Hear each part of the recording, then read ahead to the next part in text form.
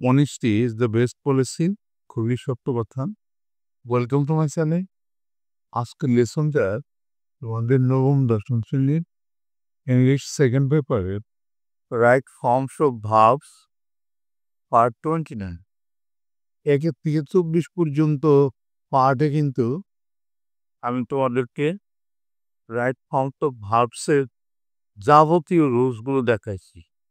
তুমি যদি সেগুলো না দেখো তাইলে উপরে আই বাটনে ক্লিক করে প্লেলিস্টে গিয়ে দেখতে আসতে পারো।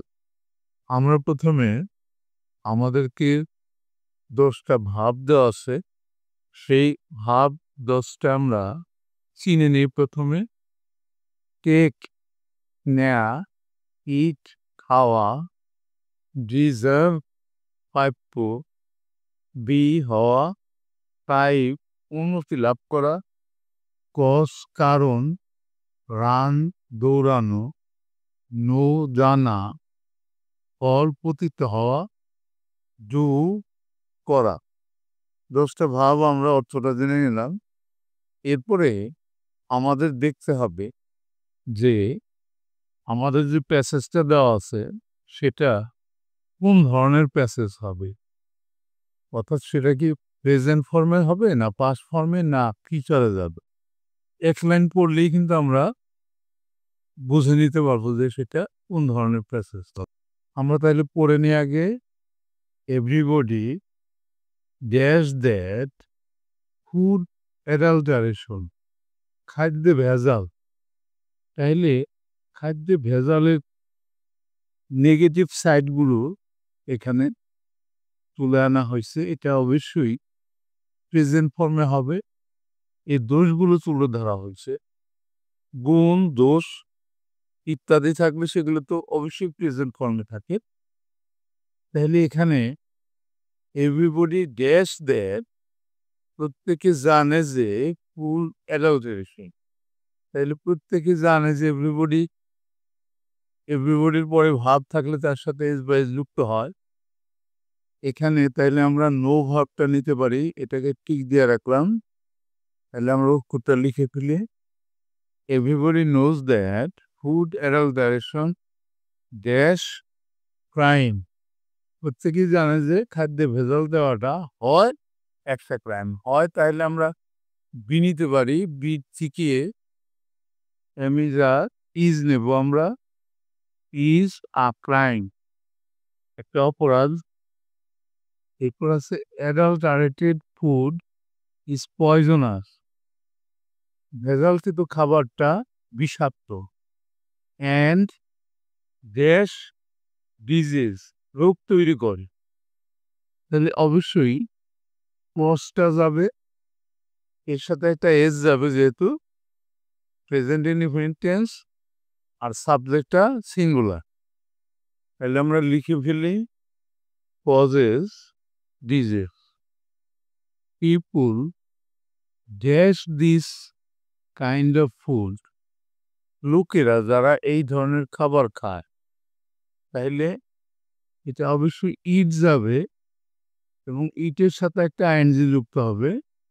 পিপুল eating this kind of food dash victim to liver disease, cancer, kidney failure and so on, এই সকল রোগে পতিত হয়।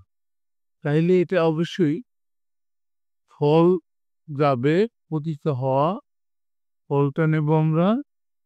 ফল victim to liver disease, cancer, kidney failure and so on ইত্যাদি। এরপরে কি আছে? সাম বিজনেসম্যান, কিছু কিছু ব্যবসায়ীরা, হু আর এভারেসিয়ার, যারা নাকি অত্যাধিক লোভী, অ্যান্ড ড্যাশ আফটার মানি, টাকার পিছনে দৌড়ায়। তাইলে আমরা এখানে রান দিতে পারি, অর্থাৎ রানিং হবে, রানিং আফটার মানি, টাকার পিছনে দৌড়ায়। Only dash this highness work, তারাই শুধুমাত্র এই ধরনের জঘন্য কাজ করে। তাহলে এখানে অবশ্যই আমরা ডু দিতে পারি। আমাদের ডু ভার্বটা দেওয়া আছে ডু, যেহেতু বিজনেসম্যান মেন সাবজেক্টটা প্লুরাল নাম্বার, এই কারণে কিন্তু ডুর সাথে আমরা ইএস যুক্ত করতে পারলাম না। এরপর আছে they dash on the miseries of others, অন্যের কষ্টের ভিতর দিয়ে তারা উন্নতি করা মানে থ্রাইভ। তাইলে আমরা থ্রাইভটা নেব, দে সাবজেক্ট আছে এই জন্য থ্রাইভের সাথে এস যুক্ত হইল না।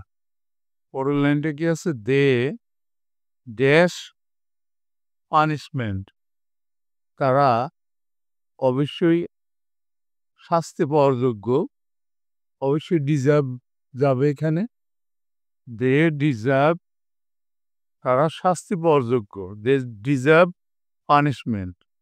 ডিজার্ভের সাথে কিন্তু এস বাই যুক্ত করল না, যেহেতু সাবজেক্টটা দে এবং দেটা প্লুরাল নাম্বার।